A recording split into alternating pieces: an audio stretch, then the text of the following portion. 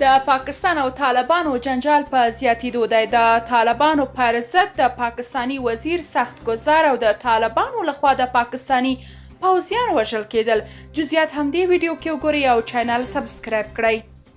وروسته له هغه چې طالبان د پاکستان لخوا د غزنتا لګولو مخنیوی وکړ، نو د ګڼ شمېر پاکستانیانو غبرګونونه یې راوپارول او ویل یې چې پاکستان د طالبانو سره ډېرې مرستې کړي، نو پکار ده چې پاکستان سره د ځان وهلو ډډه وکړي. اوس تازه خبر دا دی چې د پاکستان اطلاعاتو وزیر د طالبانو حکومت افراطي رژیم بللی.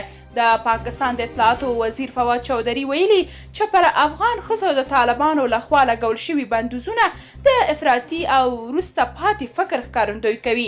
نوموړی پرون په اسلام آباد کې یوې غونډې ته ویلي د طالبانو لخوا پر افغان ښځو داسې بندیزونو لګول د پاکستان لپاره ګواښ دی. هغه د طالبانو اوسنی حکومت یو افراطي رژیم وباله او زیاته یې کړه چې دا چې په افغانستان کې ښځې نشي کولی ځان ته سفر وکړي یا ښوونځي او پوهنتون ته لاړ شي، دا ډول وروسته پاتې فکر د پاکستان لپاره خطر دی.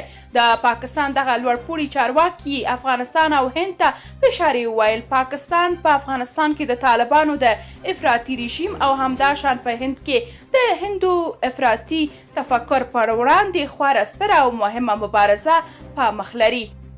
بلخوا د پاکستان پوځ وایي د افغانستان پولې ته نږدې برید کې مو یو سرتیری وژل شو.